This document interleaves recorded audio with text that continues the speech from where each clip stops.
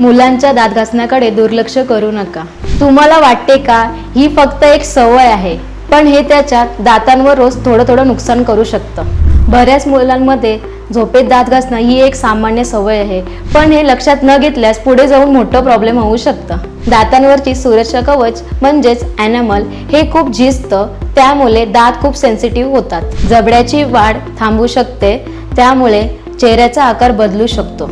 झोप नीट न झाल्यामुळे अभ्यासात लक्ष लागत नाही। काही वेळा श्वास घेण्याची अडचणी यामागे कारणीभूत असू शकतात। सगळ्यात महत्त्वाचं म्हणजे मुलं दुखत नाही तोपर्यंत तक्रार करत नाही, त्यामुळे आपण लक्ष देणं गरजेचं आहे।